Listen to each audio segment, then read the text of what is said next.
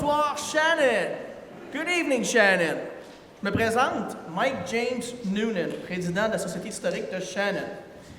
J'aimerais vous dire merci d'être là ce soir pour venir nous encourager. Une belle pièce vous attend. Cette représentation est offerte grâce à la Société historique de Shannon et le support de la ville de Shannon. Le contenu est basé sur des faits, mais nous avons pris certaines libertés théâtrales pour l'adapter au contexte. Maintenant, je demanderai aux gens qui sont ici dans la salle de se lever. S'il vous plaît, levez-vous. J'invite le juge en chef à faire son entrée.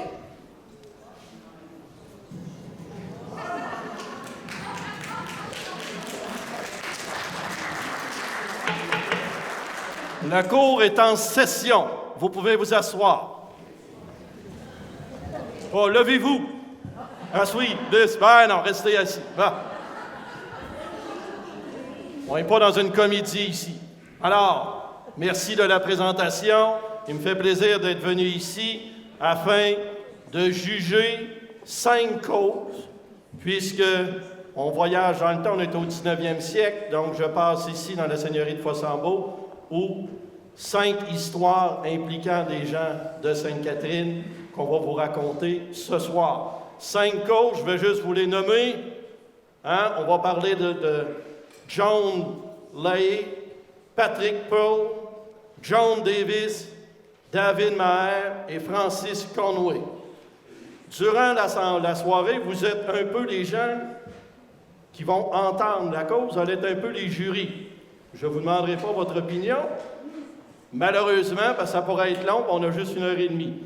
Maintenant, lorsque je vais rendre mon jugement, il y a peut-être des petits indices que vous allez avoir parce que, bon, vous avez peut-être trouvé mon accoutrement un petit peu bizarre, mais quand je vais mettre mon chapeau, c'est mauvais signe pour l'accusé parce qu'en général, lorsque je vais mettre le chapeau, il risque d'être condamné à mort. Donc, ça va peut-être vous donner une petite indice, puis vous allez peut-être comprendre sa réaction lorsqu'il va me voir soit mettre le petit chapeau. Vous comprendrez que moi, en tant que juge, je suis intraitable. Je vais vous demander de garder le silence. Vous êtes dans une cour de justice, vous n'êtes pas supposé d'intervenir. Vous allez comprendre que mes jugements sont toujours équitables. Je peux comprendre que des fois, vous allez peut-être mal comprendre comment j'en suis arrivé ou les jurys en sont arrivés à ça.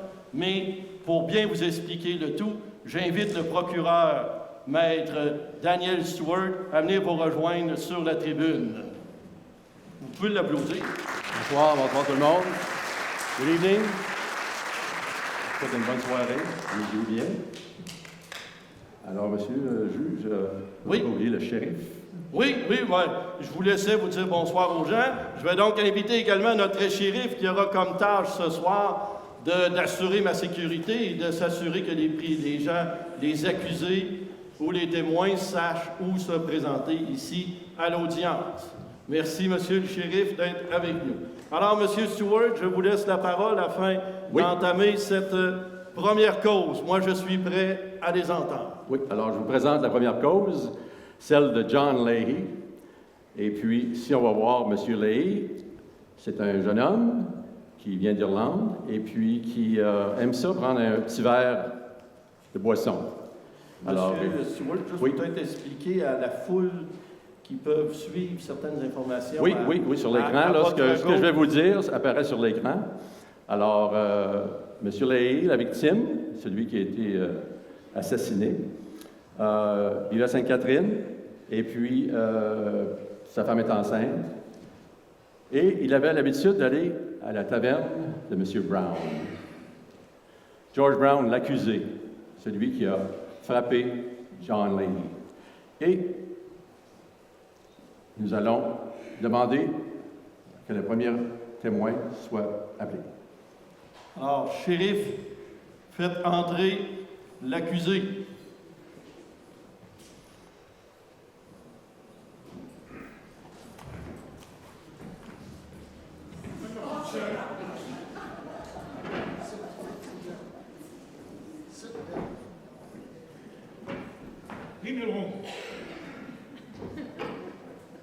Vous Vous avez oublié de vous raser ce matin, mon cher ami? Alors, je vais vous demander de parler directement dans le micro afin que je vous entende, parce que des fois, je suis dur d'oreille. J'aimerais ça que vous vous identifiez, s'il vous plaît, mon ami. Dans le micro. Dans le micro, et on regarde les jurés. My name is George Brown. Je demeure seul sur la terre. Peut-être descendre le micro, parce que vous restez haut, que j'entends pas. George Brown. OK. Demeure Sainte-Catherine, là. C'est dans la seigneurie de Fauchambault, cette affaire-là. Alors, monsieur, voyez-vous sur cette carte votre terre dans le 4e rang? Of course. C'est ma terre, ça, là, 56, là, 56, là, 57. Oui, ça donne sur Mais Val-Bélair. là, ça commence, là, en haut, là, la seigneurie Belair. Oui. Puis ça descend en bas jusqu'à la Jack Carty River, là, la 4e concession. En plein ça. Sainte-Catherine. Can you hear me? Alors, Monsieur Brown, What am I doing here? C'est d'où vous êtes fermier et c'est d'où proviennent vos revenus, M. Brown? Ben, j'ai 3 vaches, puis j'ai une dizaine de cochons, puis j'ai des poules. Mon cheval est mort. Il est mort la semaine passée. Puis j'ai fait au champ boisseau de grain l'année passée. Vous avez tout ça sur le recensement, là. Pourquoi m'en demandez ça encore? On reste poli. Vous êtes dans une cour de justice. Est-ce que vous avez d'autres sources de revenus? Ben, j'avais un bar dans mon barn en haut de la terre. C'est un établissement où il y a de la boisson, ça? Ben là, j'avais pas de permis pour ça, là. C'était Pas de permis. Ah, donc vous aviez un pour mes cheban. amis. Vous aviez un cheban. En irlandais, on dit cheban, un débit de boisson illégal. Veuillez répondre à la question. Oui, j'avais pas de permis pour ça, là. Bon. Et pourquoi vous aviez un cheban? Pourquoi? Oui. Ben, pour mes amis, autour, là. Y avait-il une question d'argent derrière ça? Of course, je faisais de l'argent. C'est pour ça que c'est un bar, c'est pour faire du l'argent. Ah, ben ça peut être un bar social. Hein? Alors, j'aimerais ça qu'on laisse tomber l'histoire du bar, puis que vous me racontiez un peu plus qu'est-ce qui s'est passé ce jour-là. Ah, première des choses, là, c'est pas ma faute, hein. John, c'était un bon client, un bon client, c'est un de mes amis, là. Mais il buvait beaucoup. Puis là, cette journée-là, il a trop bu, puis j'ai voulu l'arrêter.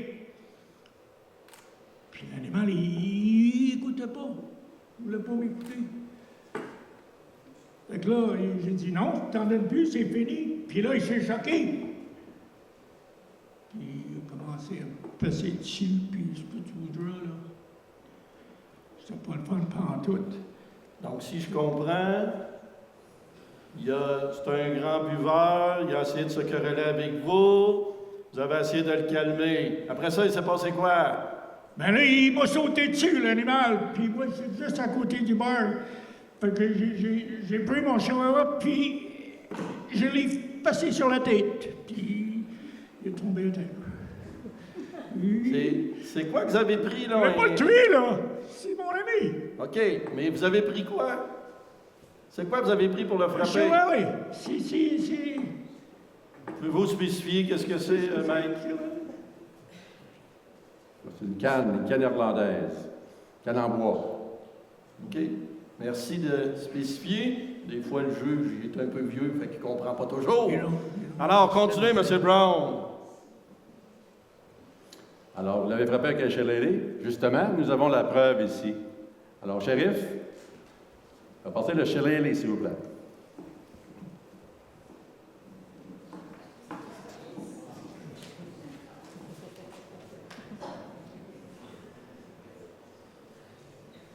Est-ce que cet objet vous appartient? Montrez-y, là, peut-être qu'il... Oui, c'est moi qui l'ai fait, là, le Shirley. C'est fait ça là, sur ma terre, du bois des prunelliers. C'est à moi, ça, là. OK. Est-ce que, Monsieur le procureur, vous avez d'autres questions à adresser à M. Brown? Non, je pense que c'est assez clair. Je n'ai pas d'autres questions. Merci pour votre honneur. OK. Avez-vous des choses à dire, M. Brown? Avant que je rende jugement? Rien à dire, c'était pas ma faute. C'est plein pour le tuer. Moi, c'était un accident à faire, là. C'était mon ami. OK. Alors. Bon. Non, je fais juste enlever s'il y avait de la poussière. Alors, dans la cause qui nous oppose du roi William IV, ce cher William, à M. George Brown, je vous déclare coupable d'homicide involontaire. Oh non. Oh Shérif, faites entrer le bourreau. non. Non, on n'y arrive pas, nous autres. Non, bravo, bourreau. Alors, bonjour, bourreau. Alors, je vais vous demander de vous préparer tranquillement, pas vite, à exécuter le châtiment que je vais décerner à M. Brown. Car ça, malheureusement... Non, asseyez-vous. Qu'est-ce que vous faites avec ça, là? Une hache. Non, malheureusement, c'est pas la décapitation. Les gens de la ville, ils n'aiment pas ça, ça fait du sang à terre. N'oubliez pas qu'on est rendu au 21e siècle, là. Non, pas les peintres. Non. On n'est pas chez le dentiste, là, pas les peintres. Malheureusement, il a pas mal aux dents, il a fait un crime. Oh! Un fouet! Aïe! Non, malheureusement, non, ça serait le fun, mais ça sera pas ça. J'en ai un meilleur pour ça. Alors, devant cette cour, je condamne l'accusé George Brown, ici présent, à 1 an de prison et à un châtiment corporel en ce 13 novembre 1832. Bourreau, veuillez procéder à la frétissure. Qu'est-ce que c'est? Tout simplement, vous marquerez le condamné 3 fois au fer rouge au centre de la main. Pas de suite. Lorsque le fer touchera sa chair, il déclarera son allégeance au roi en criant « God save the King! God save the King! God save the King! » À la 3e répétition, la punition cessera. Monsieur Brown, je vous avertis que votre silence sera considéré comme un refus de montrer votre soumission fidèle envers notre bon roi Guillaume. Et le fer sera appliqué tant que vous ne prononcerez pas ces mots. Bourreau, faites-lui subir le marquage au fer rouge. J'entends pas. Non!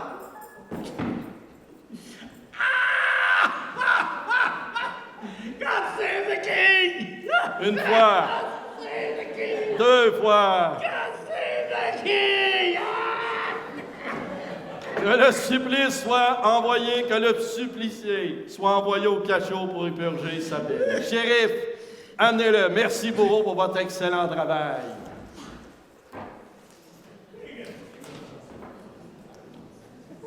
Que d'émotion.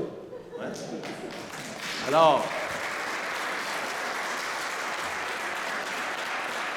en tout cas, si le premier a eu ça, que ça va être les autres? Ah ouais.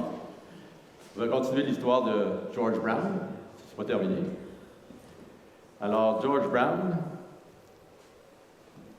a été pardonné par Lord Elmer. Il a quitté la prison, malgré qu'il a été marqué quand même, parce que ça s'est fait immédiatement après la condamnation. Le marquage se faisait tout de suite. Alors, il a été pardonné par Lord Elmer. Et voici Lord Elmer, vous le voyez. Ensuite, M. Ferrier, un marchand. À l'époque, il était marchand. Il est devenu maire, il est devenu sénateur. Mais un monsieur de Montréal qui a voulu avoir la terre de M. Brown quelques années plus tard. Et on soupçonne que M. Brown achetait ses marchandises de Montréal. Parce que je ne vois pas pourquoi que M. Ferrier aurait voulu avoir sa terre, la saisir. Donc, on pense qu'il s'approvisionnait à Montréal pour pas que les gens de Québec sachent qu'il y avait une buvette illégale sur sa terre. M. Duchesnay, le seigneur Duchesnay, quelques années plus tard, cherchait aussi à retrouver George Brown, mais il a disparu. On ne l'a jamais revu. Alors, on va parler du deuxième meurtre, votre honneur. Oui. Moi, juste faire un petit changement de décor, 30 secondes. Tu vas le dire là-bas? Non, mais on a un petit moment de pause, parce que là, la bonne reine, le bon roi est décédé. On change d'époque. On vient avec la bonne reine Victoria. Elle est bien là? Alors, allons-y avec la deuxième cause, chérie. Oui, la deuxième cause. Nous y voilà. Je lis le portrait, parce que sinon... Alors, la deuxième cause, sur la rue Saint-Vallier, le meurtre en 1862. Ce qui est arrivé, c'est que vous voyez la maison de Zéphirin Paquette. C'est la seule image que vous trouvez qui était proche de l'endroit où le meurtre a eu lieu. Zéphirin Paquette étant le fondateur de la compagnie Paquette. Ça, c'était sa maison où il vivait. Il avait son magasin là. Le meurtre a eu lieu à côté. L'histoire de Patrick Pearl, un jeune homme de Sainte-Catherine. Et puis, il s'en allait en ville. Il est né à Sainte-Catherine, fils de Patrick Pearl et Margaret Taffy. Ça se prononce Taff. Et il est parti de Sainte-Catherine toute la nuit à cheval avec sa voiture pour aller vendre des produits au marché McCallum. Il est enterré à Sainte-Catherine, dans le vieux cimetière. Tout ce que vous voyez, c'est la première église de Sainte-Catherine, celle qui a été construite dans les 1832 à 38. Alors, nous sommes rendus à avoir le premier accusé. Alors, shérif, faites entrer le prisonnier John Meehan au rang des accusés dans l'affaire John Meehan contre la reine.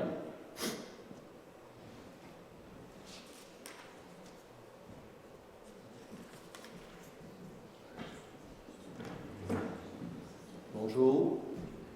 Bonjour. OK. Alors, votre honneur, j'aimerais donner des précisions sur l'agression comme telle. Alors, on voit John Meehan, l'accusé. Ça, c'est sa vraie photo. Et puis, c'est un monsieur qui est né à Sainte-Catherine, et son père est décédé, il est resté en ville, il est devenu journalier et charretier. Il était parent avec la victime, c'était son petit cousin. L'agression. M. Meehan s'est rendu à la taverne de Michael Lawler, c'est une auberge, à côté de chez Paquette, et il a voulu rencontrer Patrick Pearl, qui dormait sur le sofa dans l'auberge. Il lui a demandé de sortir sur le trottoir pour lui parler, et il lui a sauté dessus et s'est mis à le battre. Son compagnon, M. Meehan, James Crowley, qu'on verra plus tard, a débarqué de la voiture et a frappé Patrick Pearl avec un fouet.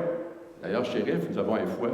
Pouvez-vous montrer le fouet qui a servi à agresser Patrick Pearl? Alors, il l'a frappé avec le manchon de son fouet à la tête. Vous avez nettoyé le sang. Ils ont ensuite battu à deux, à coups de pied et à coups de poing, Patrick Pearl. Alors, je vous laisse la parole pour convoquer le premier témoin.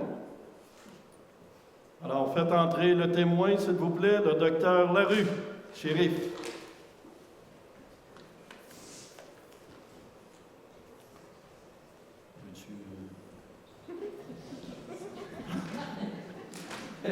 C'est bon. Oh non! Il est capable de se rendre? Ça va, docteur Larue? Oh. Bon.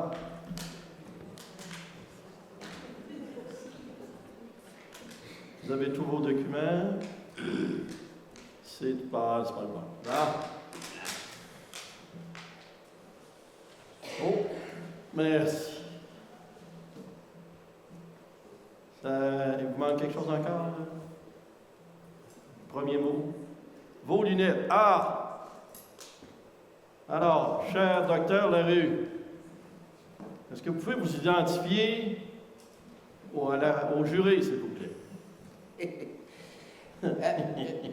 Je suis François-Xavier Praxet-Larue, médecin légiste, député provincial et président fondateur de la Société de colonisation du comté de Portneuf. Et j'habite à Saint-Augustin-de-Desmaures. Vous avez le temps de faire tout ça, puis vous êtes médecin en plus? Caroline! Comment vous faites? Hein?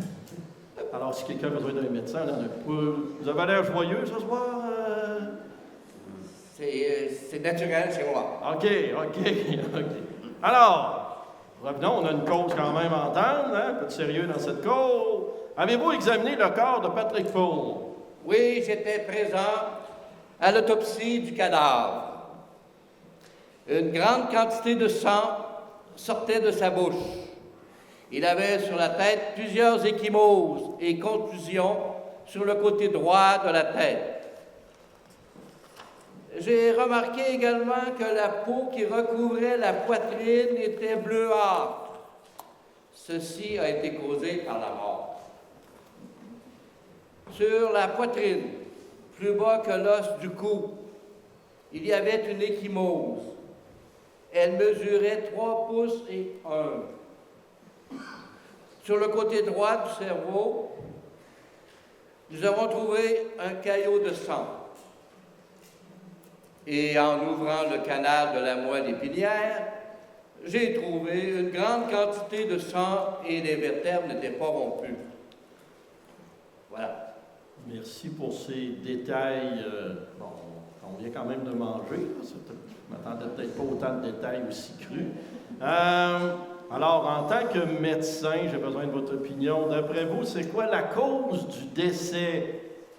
La cause de la mort a été les 2 effusions de sang sur le côté droit du cerveau et sur le derrière de la tête, bien sûr. D'après vous, toujours, selon votre expertise lucide, qu'est-ce qui a provoqué ces blessures? Probablement des coups de pied et autres auraient pu avoir ce résultat. Petite question, docteur Larue. Êtes-vous allé à l'auberge des Lawyers? J'y suis allé dans le cadre de mes fonctions. Avez-vous profité de leur hospitalité parce que vous semblez un petit peu joyeux depuis le début de votre témoignage? C'est naturel chez moi, comme je l'ai dit tout à l'heure. J'ai été très bien reçu par la tenancière et à quelques occasions. Toujours dans le cadre pour accomplir mes fonctions. Et non pour le 5 à 7, c'est ça que je peux comprendre. Bon. Alors, c'est visible dans votre démarche un petit peu. Fait que je vais demander tout à l'heure au shérif de l'escorter. Je ne voudrais pas que vous vous blessiez sur la scène puis qu'on demande un médecin. Hein? Alors, Maître Stewart, avez-vous d'autres questions? Je n'ai aucune question, votre honneur. Merci. Alors, cher docteur, vous pouvez disposer. Merci à vous. Ramassez tous vos objets. N'oubliez rien. Oh, et vous avez votre chapeau. Oh. Votre honneur, j'aimerais souligner Oui. le fait que Napoléon Honoré Leclerc, le curé, qui était en visite à Québec, était sur le trottoir quand l'agression a eu lieu. Le curé de Sainte-Catherine. Non, le curé de Saint-Athanase de Leeds, qui est devenu le curé de Sainte-Catherine et de Saint-Gabriel-la-Valcartier. OK, merci. Mais à ce moment-là, il n'était qu'un visiteur. Alors, On va procéder. quel est votre prochain témoin, Maître Stewart? Oui, j'aimerais avoir comme témoin Mary Murphy, l'épouse de William Lawler, la mère de Michael Lawler, le tenancier d'auberge. Shérif, faites entrer Madame Murphy. Oui. Je pense vous avoir déjà vu, là, mais peut-être que vous vous mélangez avec un autre, avec mon frère jumeau, peut-être. Faites attention. Non, j'ai une bonne mémoire des visages. Alors, j'aimerais ça que vous vous identifiez clairement à la cour. Je suis Mary Murphy, l'épouse de William Lawler, fermier de Sainte-Catherine. Moi, je gère une auberge sur la rue Saint-Vallier, dans le faubourg Saint-Roch, avec mon fils Michael. Avez-vous été témoin de l'attaque contre M. Patrick Pearl? Oh yeah! J'y étais! Est-ce que vous pouvez me décrire ce qui s'est passé ce jour-là? Oui. Patrick Pearl avait voyagé toute la nuit de Fossambeau pour se rendre à Québec pour y vendre des légumes. John Meehan est allé rencontrer son cousin Patrick Pearl à l'auberge sur la rue Saint-Vallier, à 30 pieds environ du premier magasin mercantile de Séphérin Paquette. Vous savez, c'est le fondateur de la compagnie Paquette. Alors, François Gingras, le petit commis du magasin, était dehors, assis sur le bord de la fenêtre. Il a tout vu. Et Patrick, lui, pendant ce temps-là, il dormait sur le canapé dans le bar lorsque Meehan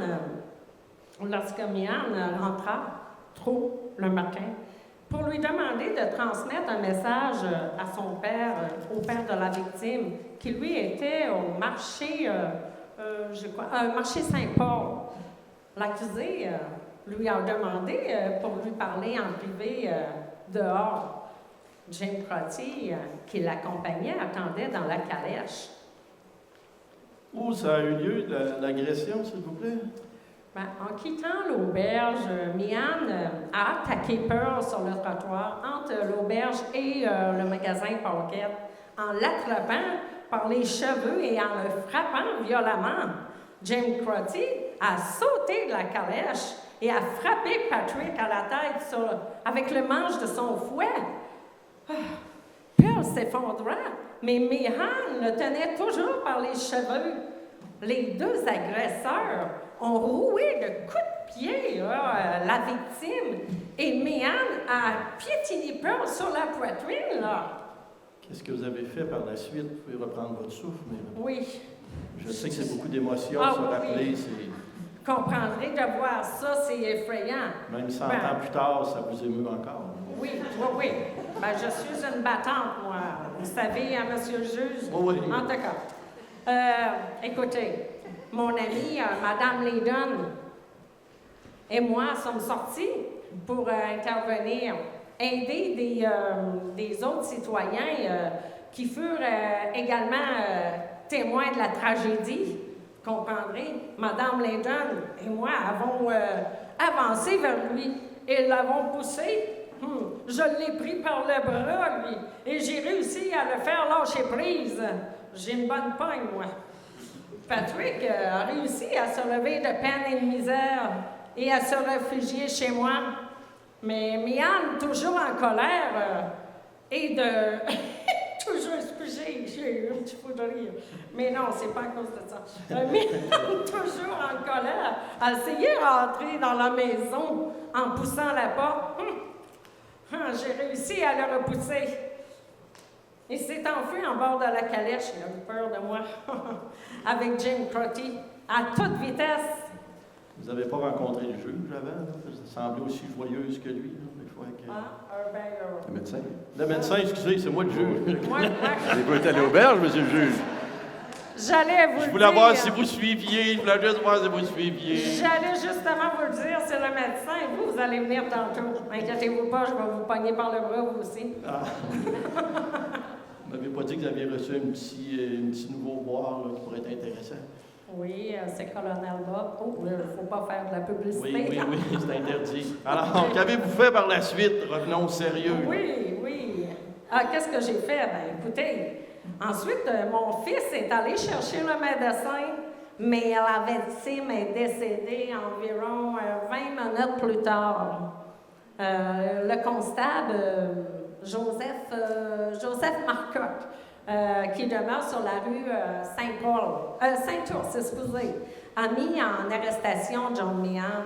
Environ 25 minutes plus tard, l'accusé était dans la ruelle, derrière chez moi, derrière la maison, là. J'aimerais bien spécifier, votre honneur, qu'à ce moment-là, James Crotty était introuvable. Est-ce que vous avez d'autres questions à la témoin? Je n'ai plus de questions, votre honneur. Alors, merci de votre témoignage. Oui. À mon retour à Québec, j'arrête incessamment. Alors, j'ai reçu le jugement.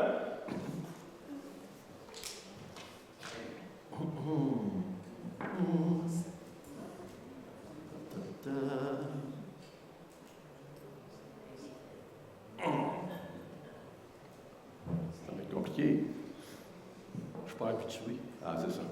Faut que je fasse durer le suspense, tu sais. En ce qui a trait à la cause concernant la reine contre John Meehan, le jury reconnaît John Meehan coupable d'homicide volontaire. Cependant, le jury demande à la Cour d'être clémente dans cette affaire et de considérer une peine de prison à perpétuité. Alors, dans l'affaire La Reine contre John Meehan, j'ordonne que M. Meehan soit pendu par le cou jusqu'à ce que mort s'ensuive le 22 mars 1864. Que Dieu vous vienne en aide.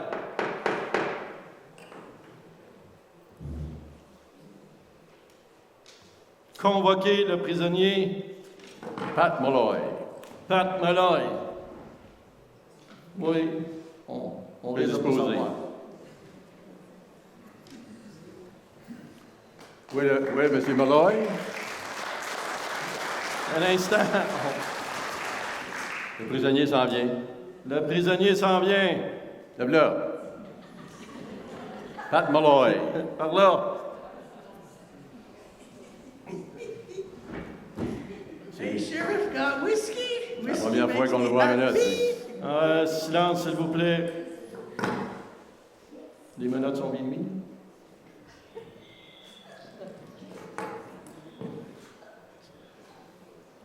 Alors, Monsieur Patrick Pat Molloy, vous qui êtes détenu à la prison de Québec pour ivrognerie et vagabondage, je vois que vous n'avez pas changé.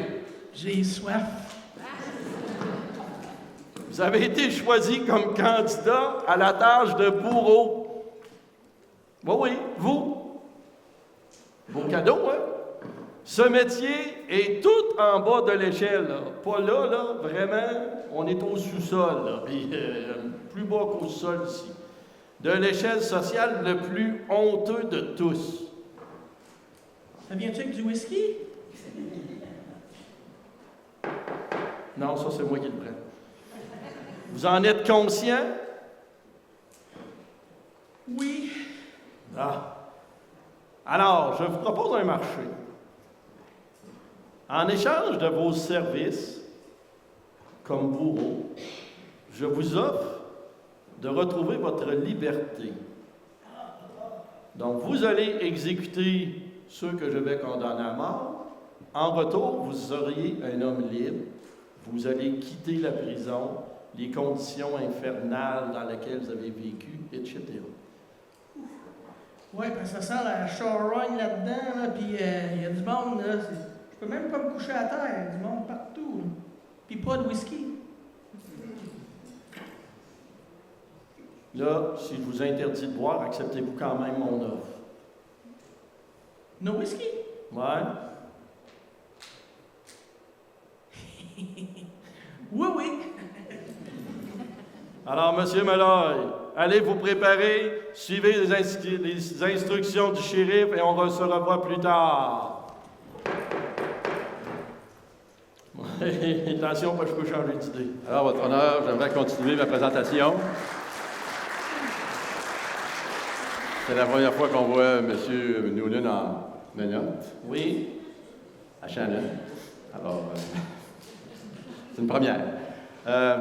Oui, j'aimerais continuer la présentation. Et puis, il y a eu des pétitions. Les gens ont fait des pétitions pour que M. Meehan, qui est condamné à mort, soit commué à une sentence de prison à vie. Ça n'a pas fonctionné.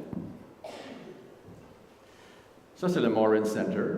Alors, la prison de Québec, à l'époque, Ceux qui vont à la Haute-Ville, sur la rue des Écossais, vous allez voir que le Moran Center est encore là. C'est un centre, une bibliothèque et un centre culturel. Mais, au-dessus de la porte, il y avait un balcon. Et puis, c'est là qu'était la potence pour prendre les gens.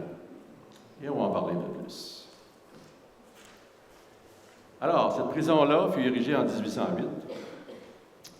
Et les détenus ne sont pas séparés par crime, que ce soit des petits crimes, des gros crimes, des grands crimes. Entre 1850 et 1860, comme vous pouvez voir sur l'écran, la moitié des prisonniers sont d'origine irlandaise, et dont la moitié, 80% sont catholiques irlandais. Alors, il y avait beaucoup d'immigrants. N'oubliez pas qu'il y a 100 000 immigrants irlandais qui sont venus à Québec. Ils ne sont pas tous restés, mais il y en a eu beaucoup. Alors, il y avait une bonne population. La population de la ville de Québec était peut-être de 130 000 personnes à l'époque. Alors, vous imaginez, vous recevez 100 000 immigrants. Ça fait des problèmes, on ne veut pas. Puisqu'il y a des hommes, il y a des hommeries. Voici la cellule, une des cellules au Warren Center. L'hiver, le poêle, il y avait un morceau de bois pour chauffer pour toute la nuit. Alors, vous vous imaginez, entassé là-dedans, il ne devait pas faire chaud. Alors, nous allons parler du prélude. Mian. Mian est placé dans une cellule. Les gardiens sont là, ils vérifient pour pas qu'il se suicide, parce que quand même, il est condamné à la mort. La pendaison est fixée vers 10 heures le matin, et le condamné reçoit la visite du révérend Marr, ainsi qu'une vingtaine de membres de sa famille. James Crowdy, son complice, va le visiter parce qu'il est à l'attente de son procès. Ensuite, le révérend Marr le visite, encore. Et finalement, Mian assiste à une messe des jeunes et reçoit les derniers sacrements. Un quart d'heure avant l'exécution, un drapeau noir est hissé dans la ville et les cloches de la ville sonnent le glas. Annonce la mort d'un prisonnier. Les officiels, le shérif, le maire, le médecin légiste et les fonctionnaires sont là, ainsi que le bourreau Pat Molloy et son assistant. On ne sait pas c'est qui, on n'a jamais trouvé c'est qui, c'est anonyme. Habillé en noir avec des capuchons, avec des mains noircies. Ceci est une peinture de James Patterson Coburn qui montre le balcon au-dessus de la porte du Moran Center. Il ne faut pas oublier une chose que le détenu est amené dans une petite salle au deuxième étage. La corde est passée à travers le mur. C'est assez rudimentaire comme système. Une peine dormante. Et Mian se présente sur le balcon et fait un discours en français et en anglais d'environ 15 minutes où il exprime tous ses regrets d'avoir côtoyé des mauvaises personnes et d'avoir eu une vie dans le crime et qu'il a extrêmement de grands regrets. Il ne voulait pas tuer Patrick Pearl, il voulait lui donner une leçon, mais ça a mal viré. Alors, il y avait 8000 personnes devant le Moran Center. Il y en avait dans les arbres, il y en avait dans les balcons, il y en avait sur les toitures, il y en avait partout. Les gens sont allés voir la pendaison de John Mian. Alors, on lui passe le corde autour du cou, place un bonnet blanc sur la tête, qui couvre son visage. Dès que ses mains sont liées, le bourreau actionne le levier et le condamné tombe à genoux. Ça ne fonctionne pas bien, là. La trappe s'ouvre et le nœud de la corde se détache. Il perd son bonnet et au bout de la corde s'écrit « My God, my God, my God ». Alors, il est attaché, il a la corde au cou, ça va pas bien, le nœud se tord sous son menton et ses pieds dételés se ruent violemment. Alors, il se débat avec ses pieds, la corde au cou, il a le visage mauve, ça va pas bien. Il ne lâche pas prise parce qu'il est comme coincé. Alors, le bourreau lui donne un coup de pied sur les jointures de ses mains pour qu'il lâche la corde, pour qu'il tombe dans le vide. Il est mort 13 minutes plus tard. Alors, il était pendu comme ça, là. Il débat pendant 13 minutes. C'est long, 13 minutes. C'est très, très long. Ce fut la dernière pendaison à Québec. Et les gens ont été très marqués par ça. Ce n'était pas une bonne chose de voir ce genre de spectacle-là. Les gens étaient curieux, mais là, ils ont vécu un mauvais moment. Le public a vraiment été déçu. Et 3 jours plus tard, le bourreau, M. Molloy, est revenu à la prison et condamné à 10 mois de prison pour ivrognerie et vagabondage. Ça fait que sa sortie n'a pas été longue.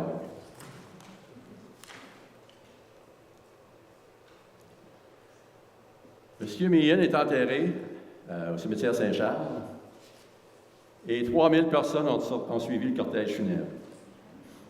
Alors, ça vous démontre comment les gens ont réagi suite à cette pendaison-là.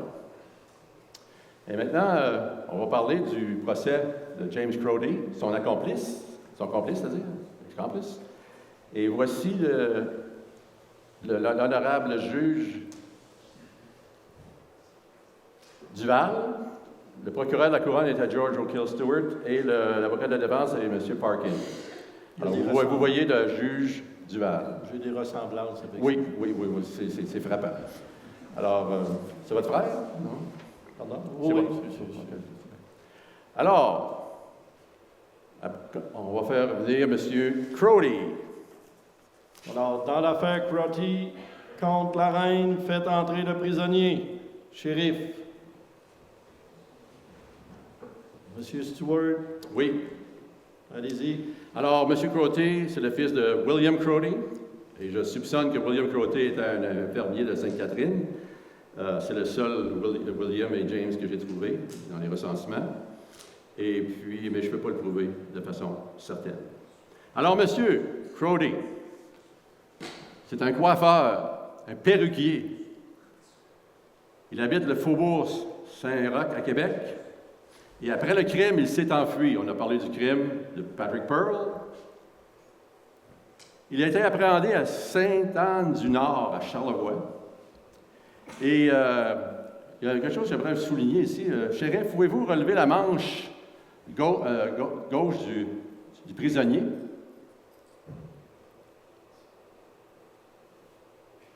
Qu'est-ce qu'on voit? On voit un tatouage du nom de James Crotty sur sa main, son bras gauche. C'est comme ça que les militaires à Charlevoix l'ont arrêté et l'ont identifié. Pas difficile, son nom tatoué sur le bras gauche. Drôle de tatou? Oui. Probablement qu'il ne se souvenait pas de son nom, je sais pas. Peut-être. Alors, greffier, prenez note de cette démonstration. Et j'aimerais vous montrer l'arme du crime encore une fois, le fouet, que M. Crotty a tenu dans ses mains, avec laquelle il a frappé la tête de Patrick Pearl. Nous l'avons vu une fois dans le procès de M. Meehan, mais là, c'est lui qui l'avait en main, c'est lui qui l'a frappé.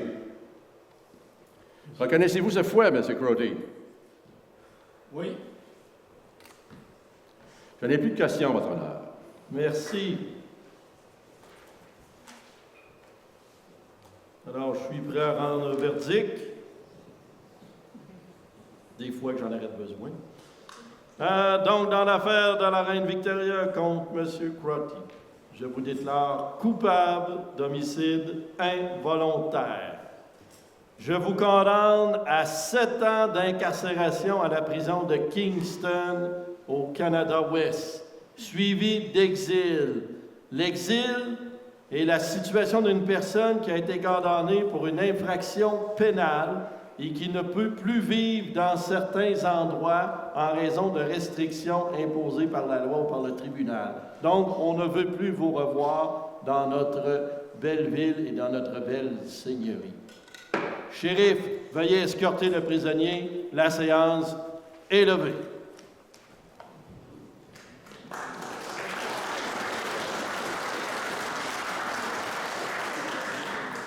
Alors, Monsieur le juge, j'aimerais passer à la troisième cause, la cause de John Davis. Je vais donner quelques détails à propos de M. Davis, la victime. Alors, M. Davis est né en 1829, fils de Thomas Davis et Mary Pritchard. Ils vivent à Rivière-au-Pin. Son père, Thomas Davis, était un des premiers habitants du secteur de Rivière-au-Pin. Il vivait à des kilomètres dans la forêt, pas de route, il y avait juste un sentier. Et il a défriché le coin et procédé à avoir une maison et une famille dans ce coin-là. Alors, M. Davis, un homme travaillant, 35 ans, bûcheron. Il travaillait pour William Crawford, le magistrat de Valcartier. Et il a défriché ses terres pour le colonel Fitzgerald dans le canton de Gosford, en haut, à proximité de la rivière Sainte-Anne. Alors, Gosford va revenir souvent dans ses présentations. M. Davis demande à M. Crawford la permission d'aller visiter sa famille et d'aller couper du bois de chauffage. Alors, il se rend là. Et puis, il s'en va au lac à l'île. Lac à l'île, je ne sais pas si vous pouvez le voir, à gauche, vous avez le lac Sept-Îles. Et lac à l'île est à peu près dans le centre, au numéro 23-24, lac à l'île. Ça, c'est une vieille carte de 1862. Au bas, vous avez le chemin qui conduit à Valcartier. Il ne faut pas oublier une chose, la rue Wexford, le 6e rang, se rendait jusqu'à Saint-Gabriel de Valcartier avant l'expropriation des terres. Et de Saint-Gabriel, vous pouvez aller à cette époque-là, jusqu'à Saint-Raymond via le 6e rang.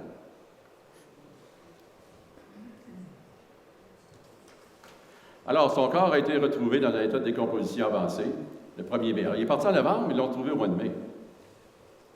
Il flottait sur les rochers. Le premier suspect, parce qu'il y a eu une enquête préliminaire, Edmund Conway. Edmund Conway est né en Irlande en 1936, fils d'Edmund et Mary Murphy, cultivateur à Sainte-Catherine. Époux de Anne Neville de Sainte-Catherine, fille majeure de John et Mary Conway. John Neville et Mary Conway. Deuxième suspect, William Dooley. William Dooley est né en 1808 à Kilkenny, en Irlande, aussi cultivateur à Sainte-Catherine, réputé être un ivrogne belligérant, voleur et menteur, selon les témoignages de Georges Théberge et George McCormick. Il était l'époux de Margaret Murphy. Il est décédé en 1904 à Sainte-Catherine et inhumé à Saint-Gabriel de Valcartier. On voit sur la carte, vous avez le chemin de fer à Gosford, le chemin de fer à l'île de Bois, le tracé. Et ensuite, vous avez la terre de William Dooley qui est tout près, et Francis Conway qui est on verra plus tard dans une autre cause. Alors, c'était très près du chemin Gosford, le chemin de fer Gosford, à l'île de Bois à l'époque. L'enquête préliminaire a eu lieu chez les Davis, et les deux suspects ont été détenus pendant l'enquête. Dooley admet que Conway et lui coupaient illégalement du bois au lac à l'île. C'est une drôle de coïncidence. Les terres étaient sous l'autorité d'Henry Crawford et Michael Farrell est soupçonné d'avoir été au lac à l'île.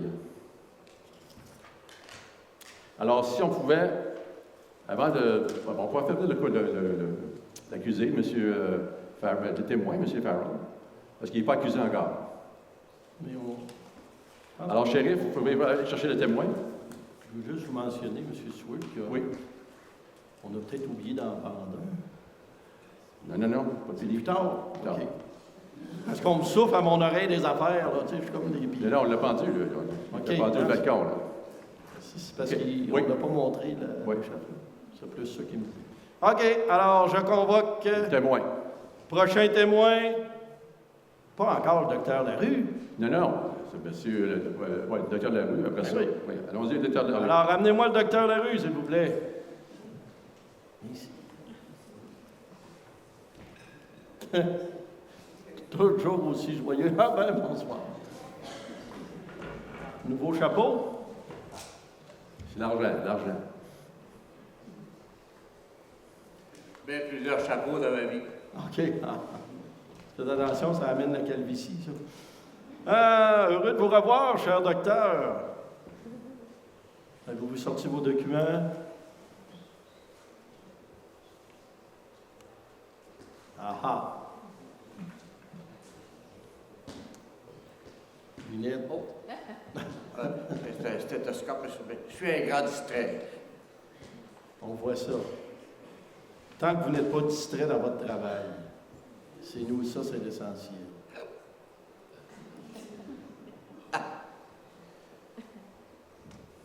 Alors, dans le dossier pouvez-vous me faire part de vos résultats de votre examen si judicieux? Encore une fois, j'ai besoin de vos lumières dans ce dossier. Oui, monsieur le juge. en compagnie de James Fitzgerald Wolfe, médecin et chirurgien. Nous nous sommes rendus à la ferme des Davis. Nous avons trouvé le corps du défunt John Davis dans la maison. Puis, en raison de l'obscurité, nous avons fait sortir le corps de la maison. J'ai trouvé 6 poils bruns dans la paume de sa main gauche. 6. En effet. C'est Le précis. visage était très enflé. Aucune trace de violence sur le visage ou le front. Nous avons trouvé une plaie incisée derrière la tête. C'était une coupure nette et le cou était très enflé. L'examen du corps a été reporté au lendemain en raison de l'heure tardive et de l'obscurité. Le cercueil a été fermé et scellé avec son sceau. Le lendemain, nous avons continué notre examen du corps. Et la seule trace de violence rencontrée sur le corps était la blessure du cuir chevelu. Par sa nature, cette blessure ne peut pas, à elle seule, rendre compte de sa mort. Alors, selon vous, qu'est-ce qui a causé la mort? Le coup peut amener une commotion cérébrale. Et cette blessure est la seule trouvée sur le corps. Alors, est-ce la noyade qui aurait pu provoquer la mort? Bah, on pourrait être porté à croire, sans pouvoir l'affirmer positivement, que le corps n'aurait pas pu être immergé dans l'eau pendant 5 mois. L'état dans lequel se trouvaient les vêtements ne me paraît pas être à l'effet d'un pur accident. À en juger par l'ensemble de nos observations, je crois avoir raison d'établir les présomptions suivantes. Alors, quelles sont vos conclusions? À notre avis, la mort de John Davis est probablement due à la blessure trouvée au sommet de la tête et aux conséquences mentionnées. Il est peut-être plus naturel de supposer que cette blessure lui a été infligée et que le corps ait été récemment jeté à l'eau. Merci pour votre témoignage, docteur. Vous pouvez quitter. Merci d'avoir tenté de m'éclairer là-dessus. Alors, escortez-le, vu que monsieur a dû aller à l'auberge avant d'arriver ici. Toujours aussi joyeux. Merci, monsieur le docteur. Au plaisir de vous revoir dans une autre cause. Alors, shérif, vous êtes occupé. Faites entrer notre prochain témoin, qui est... Monsieur Michael Farrell. Michael Farrell est convoqué à la barre. Alors, monsieur Farrell. Bonjour. Non, vous pouvez aller ici. Bonsoir, monsieur Farrell. Bonsoir. Bonsoir. Je suis Michael Farrell, né le 17 janvier 1832 à Sainte-Catherine. Alors, monsieur Farrell, bonsoir. Que faites-vous dans la vie, mon cher ami? Je cultive les terres dans le 7e et le 8e rang, reçus de mon père en héritage. C'était l'un des premiers immigrants d'Irlande dans la seigneurie de Fossambeau. Êtes-vous marié? J'ai marié Mary Landers et nous avons 9 enfants. Est-ce que vous connaissez l'accusé, M. Farrell? Les deux accusés, M. Farrell? Est-ce que vous le connaissez? Oui, votre honneur. Êtes-vous des amis? Ce sont des voisins et de bons amis. Bon, j'aimerais parler de M. Farrell Et M. Farrell n'est pas méconnu de la loi. En 1852, John McLaughlin et John Bowes, mon deuxième arrière-grand-père. Vous avez des bons... Oui, bien, c'est son beau-frère. John McLaughlin, c'est son beau-frère. Et ça, c'est mon arrière-grand-père. Je m'excuse. Ils ont battu Michael Farrell. Oh, oui, oui. Et ils sont passés en cour pour agression, coups et blessures. Et ils ont été condamnés à payer une amende, sinon ils allaient en prison.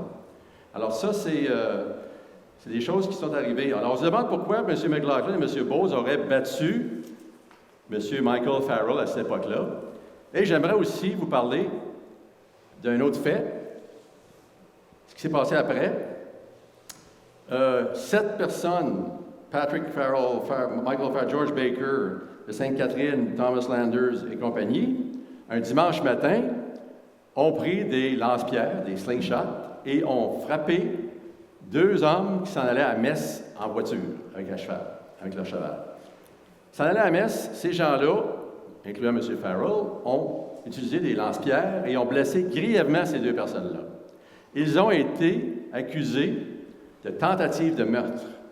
Alors, vous voyez que M. Farrell il se tient avec des bonnes personnes, et puis il y a des beaux gestes. Malheureusement, pour les gens de loi, M. Farrell et son frère Patrick ont été libérés. Ils n'ont pas été accusés de meurtre. Mais les autres, oui. Grogan, Landers et compagnie, eux, ils sont allés en prison pour 6 mois pour avoir fait une tentative de meurtre. Alors, c'est juste pour expliquer que M. Farrell n'est pas à sa première expérience au niveau de la loi. Et puis, j'aimerais continuer notre jugement ici en ce qui concerne les amis que vous aviez, monsieur, vos beaux voisins et bons amis, M. Dooley et M. Conway. Hein? Monsieur Brice Farrell. Qu'est-ce qu'il a énoncé? Est-ce que c'était des gens avec qui vous vous entendiez très bien? Il s'agit surtout des droits de coupe de bois, et puis sur les terres et des chicanes de famille. Puis qu'est-ce qui a provoqué ces discussions, ces disputes en lien avec les coupes de bois? C'est qu'avec l'arrivée de la récente du chemin de fer Gosford en liste de bois, ça nous donne l'opportunité de couper et de vendre du bois de chauffage pour la ville de Québec.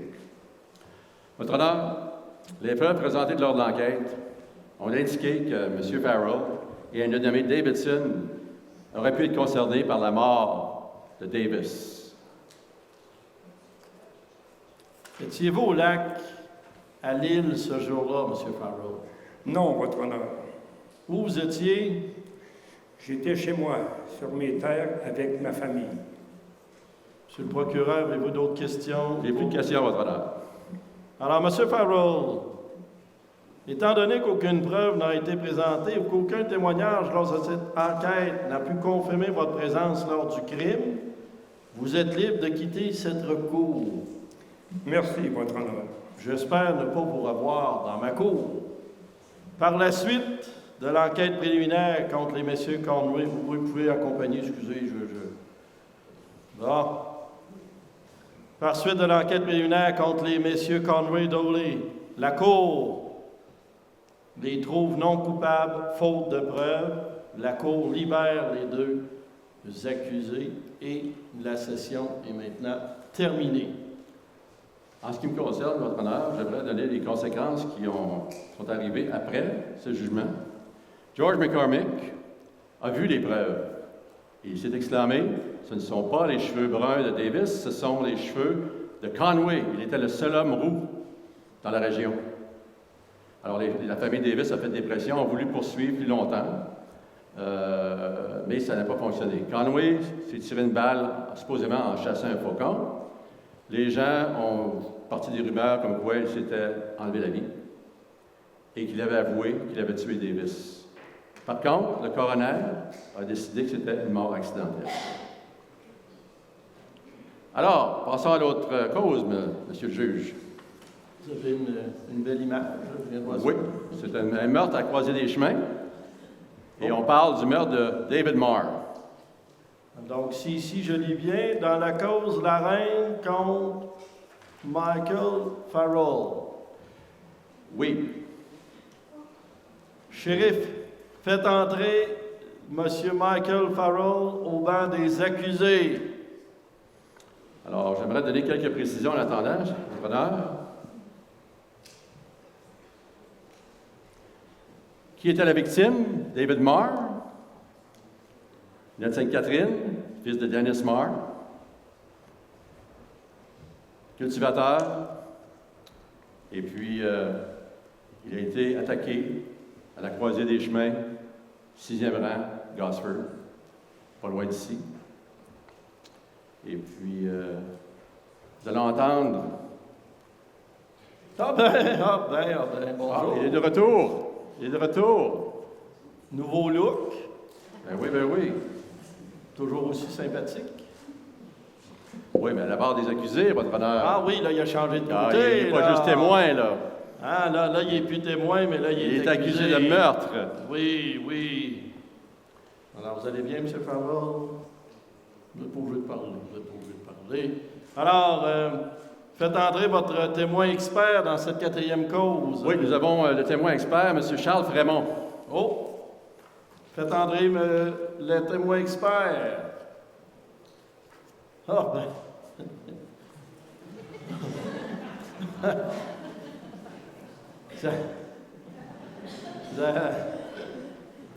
Bonjour, bonjour.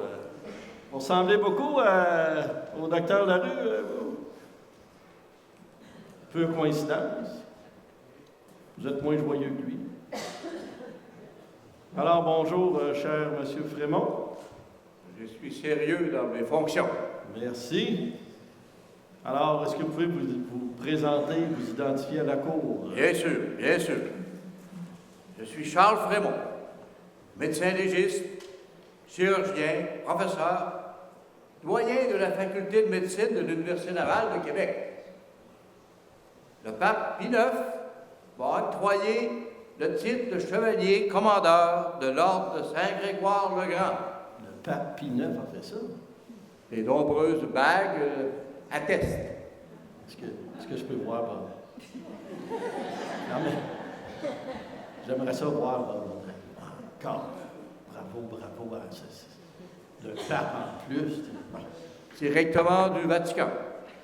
Ah! Alors, êtes-vous allé au Vatican ou vous les envoyez? Je suis en train de partir bientôt pour un nouveau pape. Vous n'êtes pas cardinal. Alors, veuillez nous informer de vos résultats de votre examen médical sur le corps de la victime, cher docteur Frémont. Le corps était horriblement mutilé. Il y avait 5 incisions. La première, au cou et au sternum, de 5 pouces et demi.